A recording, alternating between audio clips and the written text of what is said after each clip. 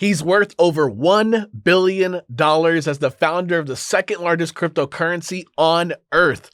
He began in life as a humble Russian-Canadian immigrant. How in the world did a young man in his early 20s build a $centi-billion crypto blockchain? Ladies and gentlemen, we are here to talk Vitalik Buterin. My name is Henok. This is Pantheons podcast, a business education podcast where you and I meet up every week to extract the principles and the lessons from biographies and the stories of the greatest crypto leaders, entrepreneurs, and the biggest names connected to crypto. And the goal is to apply these principles in your work. I call these people the Pantheons. Charlie Munger once said that learning from history is a form of leverage, and he is right.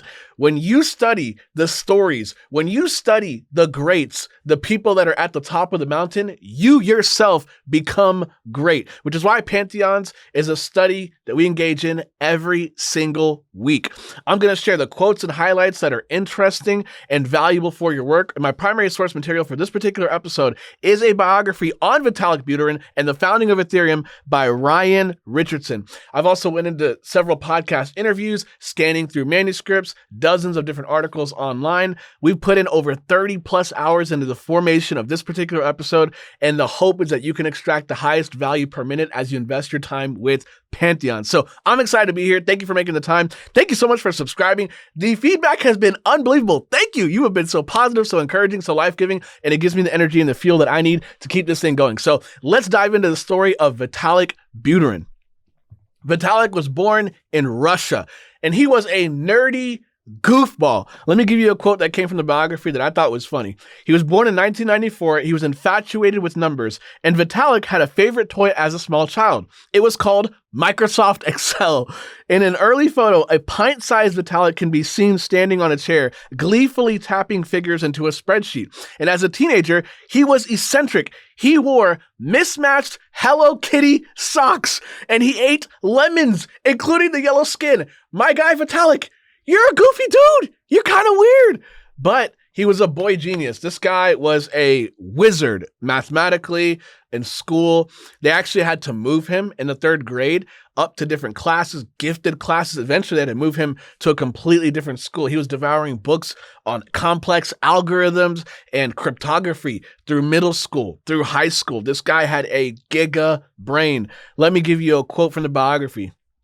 At the urging of Vitalik's father, he took an intense interest in Bitcoin. Buterin was actually skeptical at first, and he couldn't see how it could be valuable without any tangible support. However, as time passed, he learned more and more and grew captivated with Bitcoin. He was becoming fascinated, nearly obsessed with the world of cryptocurrencies. So he's 17 years old. His dad introduces him to Bitcoin. And listen, Vitalik didn't grab a hold of crypto. Crypto grabbed a hold of Vitalik.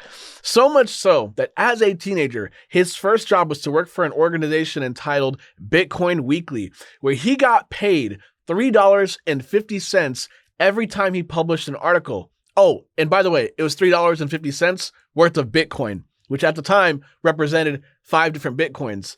That would be the equivalent of him getting paid essentially $300,000 worth of today's Bitcoin back then. But that's where he got started. That organization eventually fell apart. They were insolvent. He and a co-founder decided to start a magazine called Bitcoin. The Bitcoin magazine, yes, the one that is still in existence till this day. Vitalik was one of the co-founders of that particular magazine. And I found this quote so fascinating because this gives us a little bit of insight into how his mind worked and overcoming some obstacles, even in the early days of his crypto career. Buterin didn't have the sort of money needed to build a Bitcoin mining rig, nor did he have the space to store it. So he started looking for Bitcoin jobs on other sites, and ultimately, while still in high school, he launched an online news site called Bitcoin Magazine as a side hustle, persuading crypto fans to pay for his lucid essays about digital money and cryptography. He was earning roughly 5 Bitcoins every single post. And by today's standard, that would make Buterin incredibly rich. But back then, Bitcoin was only worth a few dollars. So we're looking at Buterin's life. He's jumping into crypto. He's absolutely fascinated by it. He realizes, I can't mine my way into getting more Bitcoin. He's a teenager. He's, it's roughly 17, 18. I can't invest my way into getting more Bitcoin. And so he had to find a different way to get his hands on Bitcoin. There's a great book by Shane Snow called Smart Cuts. I recommend it all the time. It's in my top 7. And it talks about all these leaders and founders throughout history in different industries that found ways, not shortcuts, but smart cuts to efficiently get to the targets and the places that they wanted to by taking a circuitous route. Buterin engaged in a smart cut right here. He didn't mine his way into Bitcoin. He didn't invest his way into Bitcoin. He earned through sweat, equity, and labor. He earned his way into Bitcoin. And I'm telling you, this is a Pantheons principle that we see throughout time, right? I can point to Elon Musk, right? When he was first looking into getting people onto the moon, getting people to Mars, he was trying to buy his way into rocketry, and he realized it was too expensive. So what did he do? Did he give up? Absolutely not. He went out and got and sourced the different parts to then build his own rockets. He was reading books, mounds of books on rocketry to figure it out for himself. Rockefeller, he wanted control on pricing in the oil industry. What did he do? He went out and bought all of his competitors' companies so he could control pricing across the board. A monopoly. Nike. In order for Nike to make payroll in their early days, they had to go to their vendors. Phil Knight had to go to his vendors and beg for them to cover payroll for his employees, right? Pantheons always find a way, right? You may not be able to get, Vitalik in this scenario. He wasn't able to get over. He wasn't able to get under. He wasn't able to get through. So what did he do? He went around. He found a way. These guys always find a way. Pantheons always find a way. So he earned his way into acquiring more Bitcoin and starting up his career in the Bitcoin and crypto industry. Now, let's get into his early career. Let's get into just some of his schooling. Here's a quote from the biography. Upon finishing high school, Buterin attended the University of Waterloo. What struck his college professor the most about Vitalik wasn't the tests he aced, nor his occasional brilliant remark in class, but the times he stayed after class to talk about Bitcoin. Alfred Menezes, I'm saying that wrong. Alfred, my bad. Alfred Menezes, who had co-authored several books on applied cryptography, was impressed by the clarity with which Vitalik spoke about the topic. Buterin eventually opted to pursue his vision of Ethereum, choosing to decline the traditional higher education. He attended Waterloo for a year, but he ended up dropping out. Just like many of the Pantheons that we study. Rockefeller dropped out of school because he needed to make money for his family. This is just normal Pantheon behavior. I can go down the list of all these people that dropped out, right? Zuckerberg. We studied the story of CZ, right? CZ Binance, episode 2 of Pantheon's podcast. If you haven't gotten a chance to go listen to it, it's incredible. You should go listen to it. He dropped out of college to pursue a career in tech. Vitalik was no different, right? This is just, Pantheons don't follow the prescribed path. They're misfits, right? And this reminds me of an incredible quote from the ad, the famous Apple ad that Steve Jobs helped put together. Here's the quote. Here's to the crazy ones, the misfits, the rebels, the troublemakers, the round pegs in square holes, the ones who see things differently. They're not fond of rules and they have no respect for the status quo. You can quote them, disagree with them, glorify or vilify them. About the only thing you cannot do is ignore them because they change things. They push the human race forward. And while some may see them as crazy ones, we see genius because the people who are crazy enough to think that they can change the world are the ones who do. Pantheons forego the status quo, which is why you and I love studying the Pantheons, because you and I have to agree, we're not like 99% of other people. We've gone our own way. We're going down our own path. And maybe our parents, our family, our friends, our coworkers, people around us have never understood us. We've never quite fit in. It's because we're misfits. We are different. And maybe you're a Pantheon in process. And that is the case with Vitalik, especially in the early days, dropping out of university, dropping out of college. Now, let's keep going with his story. This is a quote from the biography. Vitalik used the proceeds from his Bitcoin news site to travel the world and talk to others with big ideas about Bitcoin and how to improve it. He also wanted to focus full-time on his writing and research. He went to Amsterdam, Tel Aviv, and more. So I want to pull a quote from the book Kings of Crypto. It's the story of Brian Armstrong and the building of Coinbase. It says, the Bitcoin buzz in the air also electrified the Coinbase crew's apartment turned office on Bloxham Street as a steady stream of Bitcoin pilgrims dropped by. Among these included a strange and eccentric, scrawny teenager. His name was Vitalik Buterin. He, as well, spent days puttering around the Coinbase office in the early days of the company. He met Charlie Lee, a founding father of Coinbase, who recognized a fellow math genius and invested $10,000 in Vitalik's magazine. So crypto is unbelievably relational till this day. And we see those roots began even back then, and more so back then, right? Because there were just even far less, in orders of magnitude, less people that were involved in crypto. And so it was very normal for people to help one another with each other's projects, right? They didn't see each other necessarily as competition all the time. Sometimes they did. But many people, especially back then when they were building the infrastructure that is crypto now, they were helping each other, they were partnering with each other. So yeah, Vitalik just decided to roll in to Coinbase's headquarters, which was at a home, and help out, right? And help and meet these guys and help build.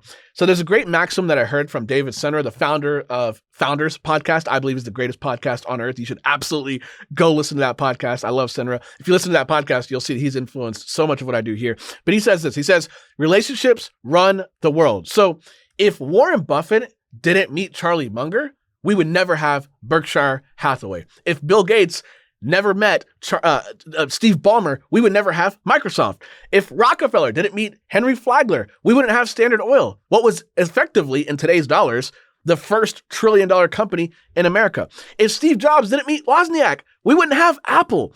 And so relationships run the world. Serendipitous, nonlinear returns on relationships, right? And so we see Vitalik meeting people all around the world in Tel Aviv, in Amsterdam, here in the States with the Coinbase crew, making these deep, profound relationships that years later, it's amazing to see some of these people actually become billionaires and co-founders and building this industry together. So Vitalik is traveling. We can call it his gypsy days. He's helping different projects build. And there's one in particular that, and this is the moment where everything changes for the course of history, really, crypto history, and certainly for Vitalik's life. He's working and researching on a project called Mastercoin, and he stumbles upon the $300 billion idea behind what would eventually become Ethereum. So I'm going to read an email that he put together and he sent to the founders of Mastercoin explaining this hypothesis, this light bulb moment that changed everything. Here's what he said. The Mastercoin Foundation intends to integrate even more complex contracts, including bets, contracts for difference, and on-chain dice rolls. However, up until this point, Mastercoin has been taking a relatively unstructured process in developing these ideas, essentially treating each one as a separate feature with its own transaction code and rules. This document, so he created a document and he attached it to the email, and that's what he's referring to in this moment. Vitalik says this document outlines an alternative way of specifying Mastercoin contracts, which follows an open-ended philosophy. Very important keyword there, open-ended philosophy. Here's the rest of the quote. This new approach, he suggested, would specify only the basic data and arithmetic building blocks and allow for anyone to craft arbitrary complex Mastercoin contracts to suit their own needs, including needs which we may not even anticipate. Okay, these are gigabrain words, and I wanted to read the actual email to you as well as a quote that gave some commentary from the biography because I wanted you to hear it in Vitalik's own words. He's a gigabrain though, so let me translate for those of us who are not necessarily gigabrains. Vitalik is saying, listen, we're working on Mastercoin. We've got all these features that we want to roll out to users, but instead of coming out with features that we force feed people, what if instead we created a platform, a blockchain where people can bring their ideas and build on the chain itself? What do you think about that? So in other words, why not give developers a platform to build on? This reminds me of AWS, Amazon Web Services. They began at the beginning of this century, actually. And the idea is very simple, at least back then. It's grown in complexity now. But the big idea is let developers come on our platform and build websites, apps, whatever they want. And we'll host, we'll provide cloud services. We'll give them all the tools they need to build.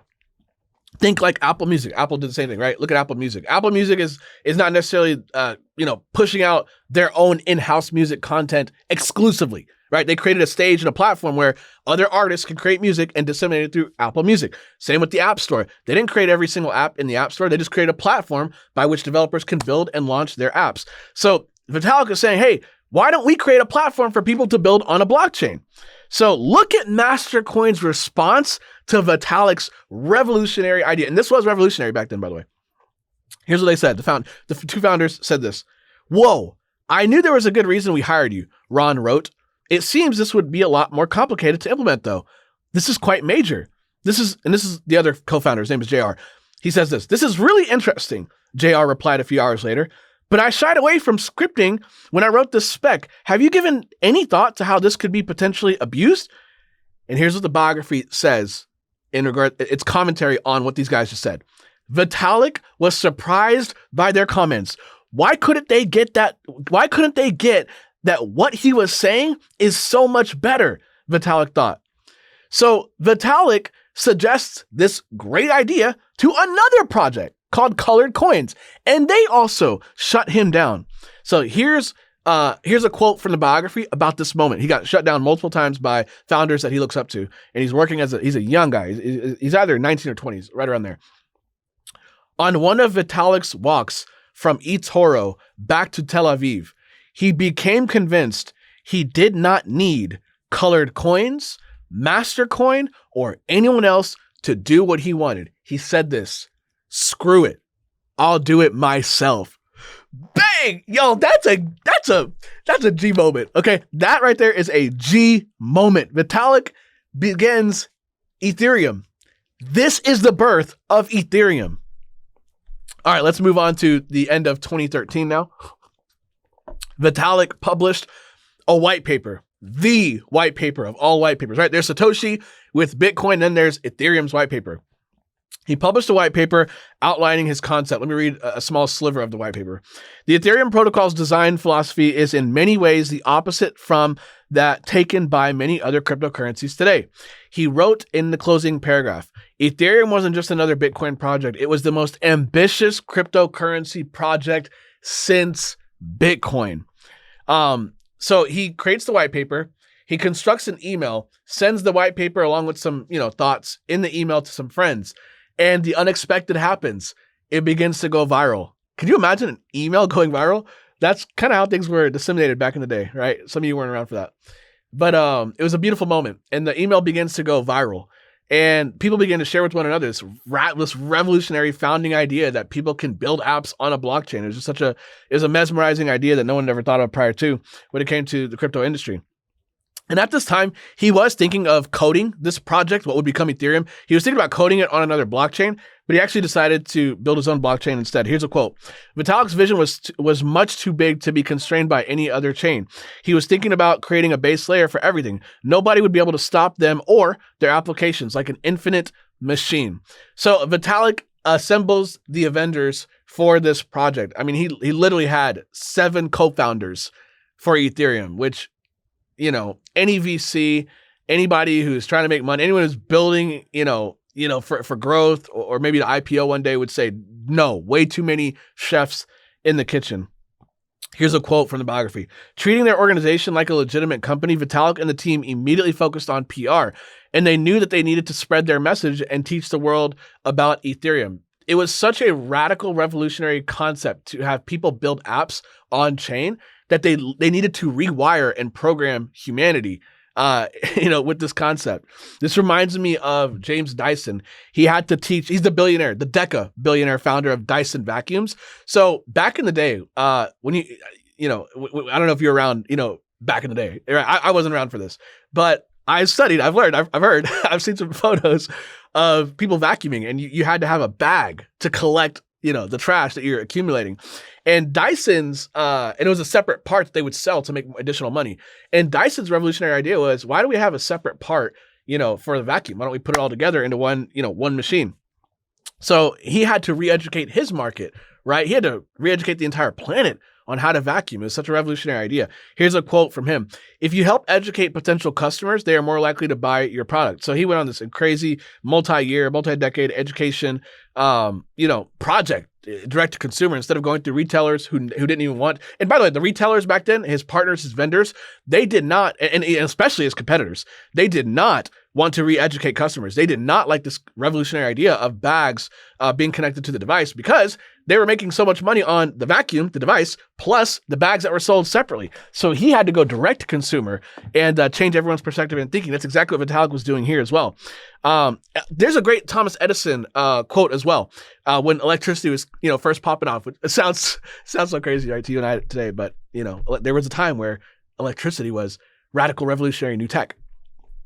Thomas Edison said this: people generally did not at all appreciate the need or value of electricity. They had to be educated to use it. Customers did not exist. They had to be created. It's not, what I'm about to say is not 100% parallel to these quotes, but it does come to my mind. I just want to share it with you. Henry Ford was once asked about consumers' perspectives. And he said this. He said, if I solicited feedback, or if I went to my customers and asked them what they wanted first, I can't remember the exact quote, but it's something to this effect. If I went to my customers first and asked them what they wanted, they would have asked me for a faster horse, right? Instead, he gave him a car, and he had to educate the entire planet on how to use vehicles. So Vitalik gives this incredible, there's a seminal moment in 2014. So he publishes the Ethereum white paper at the end of 13. Him and his team they co-found Ethereum. They began to educate the planet about, hey, you can build apps on chain, which will allow, more utility and more usage of blockchain technology, which was revolutionary back then. All people cared about back then was just, Bitcoin as a value, a store of value, or actually really they were trying to use Bitcoin as a currency, a medium for an exchange of value. And so Vitalik's coming in and saying, no, let's build apps on chain, which is, again, revolutionary. So he gives this major seminal talk in 2014 at Bitcoin Miami. And I'll tell you that really changed the trajectory in terms of PR, in terms of viral growth. Here's the commentary from the biography on that talk. The whole conference room stood, clapping and cheering when he finished. They swarmed around Vitalik as soon as he got off stage and followed him outside the conference room. He stood against the wall, flanked by Joe and Anthony. Those are co-founders. Dozens surrounded him, taking turns to ask questions and holding up their phones to take pictures and videos as Vitalik continued to explain Ethereum. Vitalik became a legend. He became a celebrity, really a crypto celebrity at that moment. So their original plans to start raising funds for Ethereum was going to start a week after the conference, but Vitalik and the team got worried that they were attracting too much attention about crowdfunding, that they were worried that it would look like an unregistered security offering, and they didn't want to get in any sort of legal trouble. So they decided to delay fundraising to figure out a strategy. So he comes up with the concept, develops a white paper, he's starting to build a community, he's got a team that's building together. Now they need money to fund and build this thing. By the way, this was something I caught on pretty early in studying Vitalik. I would not, and maybe this is very controversial, I would not consider him a businessman. I know he's worth over $1 billion.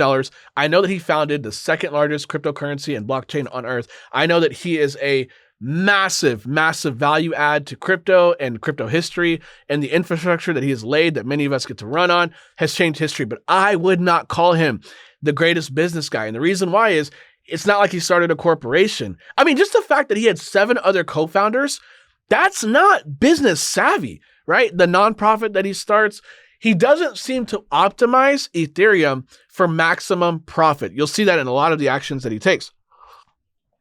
One of his philosophies and founding, principles when it came to the founding of Ethereum, he believed that Ethereum should be free and open for everyone to use, not owned by any one individual. He was not thinking about personal gain or profit.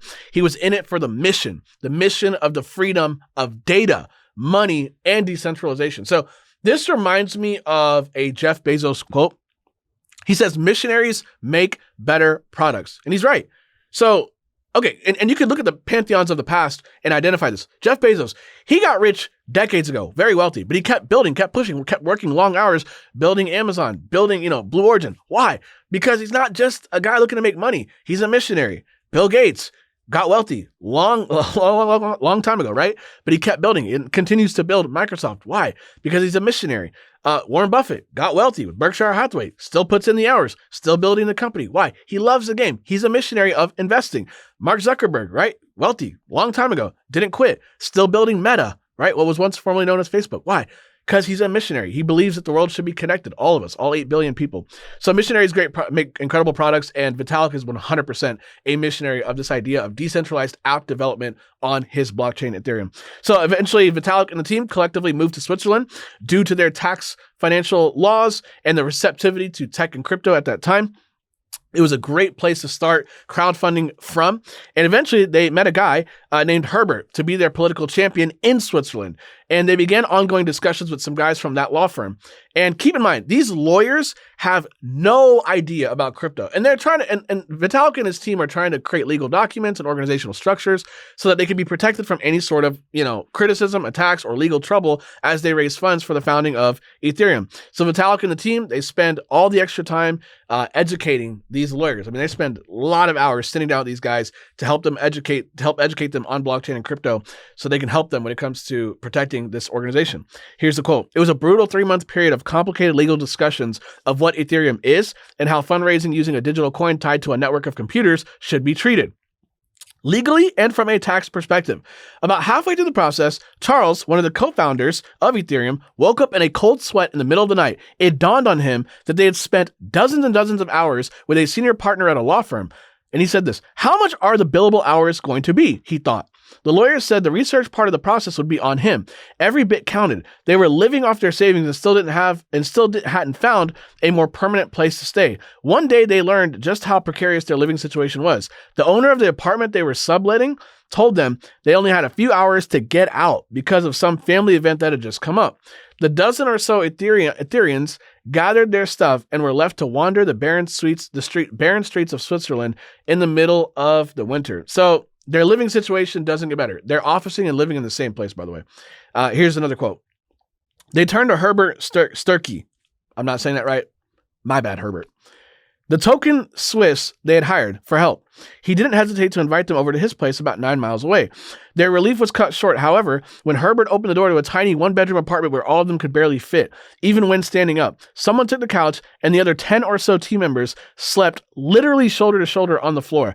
Charles slept in a closet bedroom. For Charles, worse than that was Herbert, who would swing open the closet doors at 5 a.m. and greet him with a melodious "Good morning, Charles," which he proclaimed at the top of his lungs while standing in his underwear.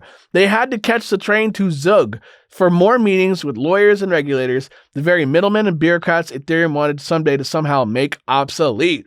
So, they were not making money. They were not maximizing for profit. They were trying to figure out how to raise millions of dollars. They could sense the community wants to deploy funds to help build Ethereum. They could sense there's a lot of people that wanted this thing, but they wanted to do things right. They were moving slow. They were working through legal troubles, and they were dead broke. Bunch of kids in this apartment, and we got dudes coming out the closet screaming good morning to one another in his underwear. Wild.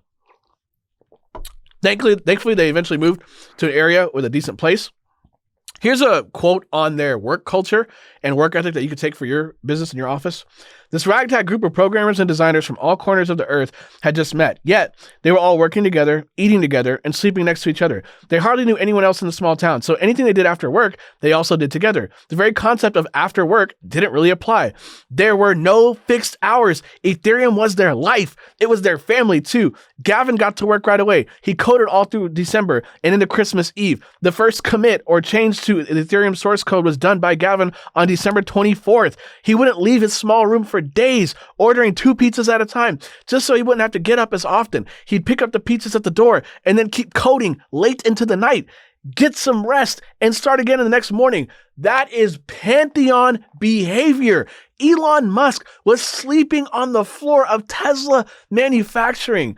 I mean, I can go down the list of all the Pantheons, and I mean, the work ethic, Kobe Bryant, Dwayne Wade was at I can't remember if it was the All-Stars or the Olympics. Dwayne Wade wakes up really early. He says to himself, I'm going to beat everyone. I'm going to get this workout in and show these guys like what I'm about. He's going out to work out. He looks, and there's Kobe Bryant pouring sweat, eyes down. And it was like 5 a.m. or something. And he realized in that moment, not only did Kobe wake up before him, he'd finished his first workout before him, was icing down to get ready for his second workout by the time Dwayne Wade was getting up earlier than everyone else. That's a level of work ethic, and that's what Pantheons do. All right, here's another quote. At around that time, Vitalik and Gavin were actually in Silicon Valley visiting VCs, but to them, it wasn't about getting them to buy a piece of Ethereum. This is wild. You're about to see some very serious Pantheon behavior right here. Here's the quote. They were happy if they wanted to participate in the crowd sale, but it really wasn't about that either. Even back then, with hardly anything to show for themselves, they thought they were the real deal and wanted to make sure everyone knew it. Gavin says they were educational meetings where they visited Google Ventures and other funds. They also wanted to get a gauge on how the market was pricing their ventures, such as theirs. All they were doing were taking meetings in Silicon Valley. Why? Not to raise funds primarily, but simply to put on people's radar. We are coming. We are building something massive, and you don't want to miss it. They're literally calling their shot before they shoot that shot. I love these guys, man. And it's a quote that this reminds me of from David Senra, the founder of the podcast Founders. And it applies here. He said this: if I had to distill everything that I've learned about the history of entrepreneurship, the great founders of history, they would combine Kanye West levels of self-belief with the work ethic of Kobe Bryant. Self-belief is absolutely necessary for success. And Pantheons believe in themselves, in their product, in their company, in their philosophy, in their theses, long before the rest of the world catches up. And some would call it delusion, but it's a theme that you can't escape from when studying the founders, the pantheons of all time. And so let's get into the rest of the story.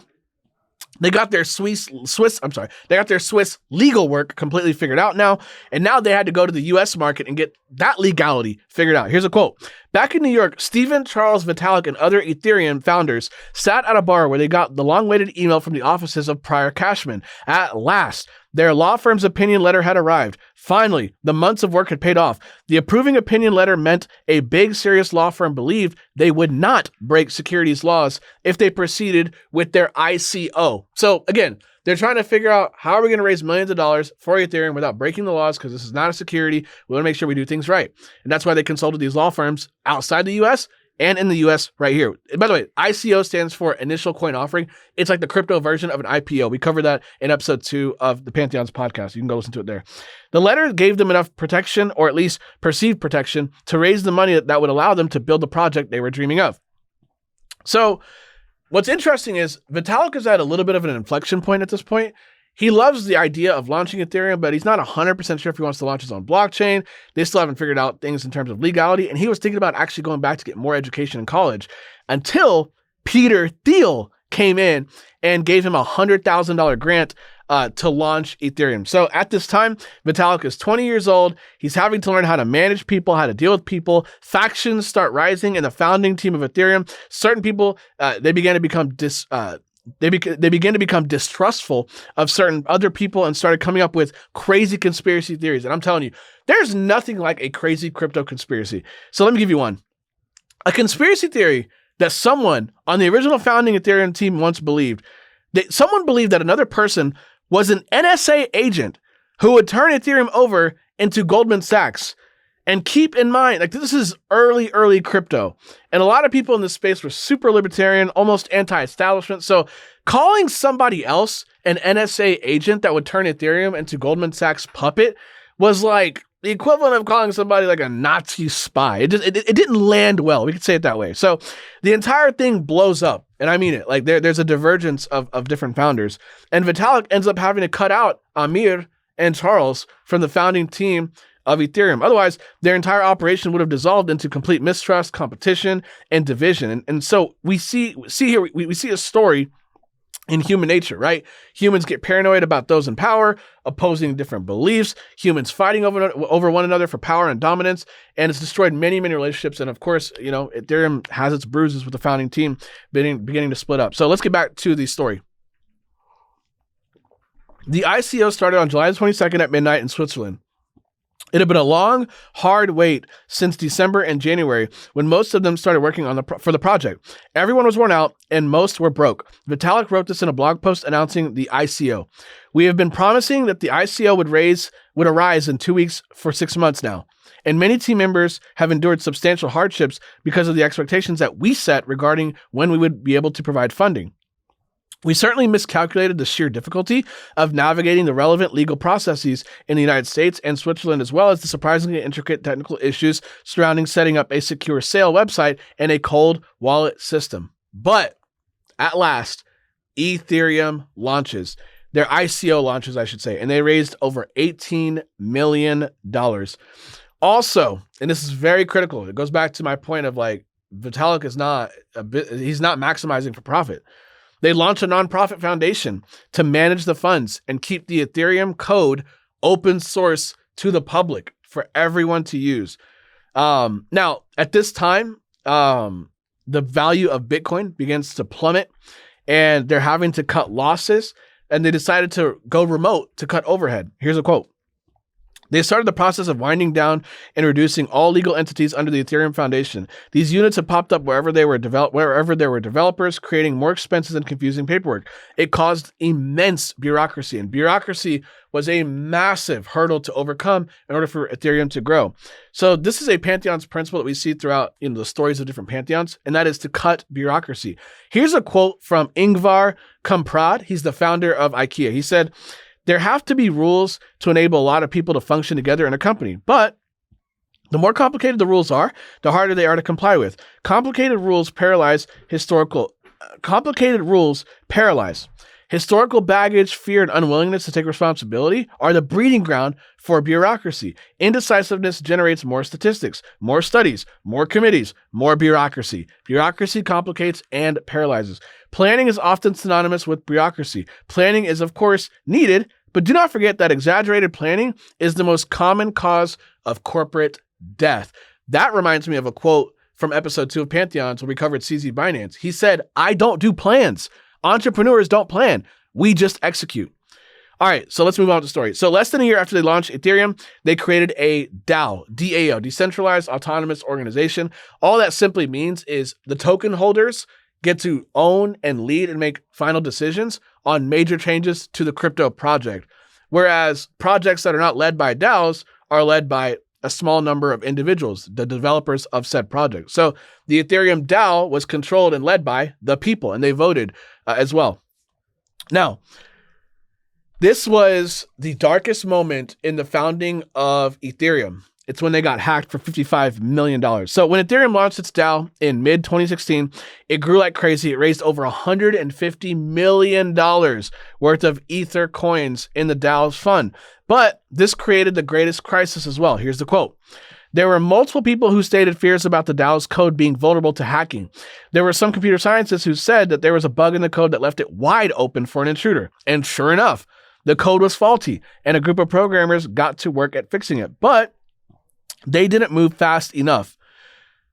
And an attacker exploited the code and siphoned away millions upon millions of dollars in funds. Panic set in immediately as people scrambled to figure out what to do, and the creators of the DAO didn't expect something like this to happen, and in their lack of foresight, they were putting all of the raised digital currency into one single crypto wallet address, which ended up being a horrible idea, and this left them at the mercy of the hackers. Why? Because the hackers got a hold of that wallet. Over $100 million from over 10,000 users raised was in one wallet. And it gets even worse, by the way. Here's the rest of the quote. "Some lawyers came forward and claimed that the DAO may have broken some laws. They stated that the DAO was violating crypto securities in some countries and said the creators of the DAO were now liable for any of the problems that were arising." So the Ethereum DAO held 15% of the entire supply of Ethereum's multi-billion-dollar market cap, and the hackers stole a third of that. Right? So over 5% of the entire supply was stolen. And of course, that caused widespread panic throughout the rest of the markets. Imagine if Tesla's stock, a significant portion of the circulating supply of Tesla's stock, was in the hands of nefarious actors that were opposed to Tesla. People would want to sell their shares before the nefarious actors sold their share as widespread panic spread throughout the market. That's what we're seeing right here. Let me give you the quote. Because the market tanked and Ethereum began to tank. Ethereum and Buterin had to make a move. They had to do something about this hack. In fact, there was so much added pressure on them to do something that sitting on their hands was not an option. Everyone involved with Ethereum needed an answer for the future of the company, for the future of the organization, and perhaps the future of the blockchain. So Vitalik sends a message to all the users proposing that they reverse the hack with a manual intervention of code. But that requires the majority of the people to vote due to the decentralized power in the blockchain. Remember, Vitalik is not interested in being the face of a fast-growing company. He's not interested in being a leader. He loves decentralization. He loves the idea of the people deciding what to do. So here's the rest of the quote. In simpler terms, what Buterin was proposing was a fork. That's a technical term. A fork inside the Ethereum network that held within it a small portion of code, which would then blacklist and call out the hacking party and also prevent them from taking their stolen funds and placing them elsewhere. It made all the stolen digital currency obsolete, impossible to use. So this is where it gets hilarious. This gets like beyond nutty right here. Here's the rest of the quote. Things got more complicated after Buterin suggested a solution. Why? That is because the attacker or an online person saying they were the attacker sent a message to the entire Ethereum community stating that the stolen funds they had acquired were actually legitimate and legally theirs based upon the smart contract that everyone agreed to. They went a step further and said that if Ethereum attempted to take the funds back, they would actually face legal action because it would be like stealing. Can you imagine getting robbed and the thief comes back and says, actually, legally, this is mine. I'll press charges against you for trying to get your funds back. You cannot make this up, y'all. You cannot make this up. The thief threatened to sue. And it's terrible because it was a loophole that did align with the smart contract that allowed him to do this. So Vitalik went ahead and risked a lawsuit anyway and went forward with the decision and rewrote the entire Ethereum ledger to essentially copy the Ethereum network into a new network and basically erase the hack in the code, which split Ethereum into two: Ethereum Classic, aka ETC, which still has the hack in its code history, just regular. And then there's ETC, right? Then there's ETH, Ethereum, what you and I know as Ethereum commonly today. So let me read another quote from the biography. There was an awful lot at stake during the hacking incident, and Buterin was attempting to do what was best for him, for his company, and for the people that believed in it, and the future of all blockchain tech. He really did visualize Ethereum as something that could have a solid, unbreakable network, and that could be the operating system for the future. Doing nothing was not an option. The network would suffer too much, and it would take years upon years for it to recover. So by mid-2017, Ethereum's value did shoot up over 14x, and Vitalik is then beginning to travel around the world. You know, the hero steps in, he saves the day, they figure this out, and Ethereum continues to grow. So he's speaking at all these different organizations. Listen to this. Well, on one of those trips, he carried no more than a duffel bag with 2 pairs of pants, a few t-shirts, and would never ever check a bag. Unlike many of those who had become rich thanks to the invention of their crypto, he flew in coach. He stayed in cheap hotels. He made it a game with his executive director to find the cheapest rooms possible. He'd always been frugal, and having come so close to running out of Ethereum funds made him even more careful. He detested wastefulness. Paying hundreds more for a room he would only use to sleep and shower in seemed unnecessarily wasteful. This reminds me of a meeting that Jeff Bezos had in the early days of Amazon. There was a leader, an executive, that said, hey, we should fly first class instead of coach because we're these uppity business leaders, right? And Jeff lost his ever-loving mind. Jeff was known for just going red, vein in his face, yelling and pounding the table. And he talked about how dumb of an idea that is. Because his whole point was we need to be crazy, irrationally frugal, cut costs wherever we can, so we can take those funds and pass it on to savings for the customer to undercut our competitors. It's long-term thinking. So this is typical Pantheon behavior, being very, very frugal. So we get to the point in this story from 2017 onwards, Ethereum launches numerous expansive ventures, and Vitalik has now opened the world's computer, being the Ethereum blockchain, acting as the powerhouse for numerous innovations, numerous blockchain efforts, and numerous crypto projects all over the world. And he did it not by being a business savant, but by focusing on building his passion, an open source platform available for everyone to use. And that is the story of Vitalik Buterin and the founding of Ethereum. Just a reminder, Pantheons podcast is basically on all social media platforms and your favorite podcast player at Pantheons, there's an S at the end of that word, at Pantheons Pod, P-O-D. All of my stuff when it comes to Pantheons ends with the letter S. Don't miss that. If you found this episode to be very valuable, please share this episode with a friend who you'd think would benefit from it. If you genuinely believe in the mission of Pantheons and what I'm trying to do here and you think it's valuable, you'll be helping a friend get access to the knowledge and also helping to support the growth of this podcast. Please spread the word. Thank you for listening or watching wherever you are. I am so grateful for each and every one of you, and I cannot wait to hear about how this podcast adds value to your work. Until next time, I will see you on social media.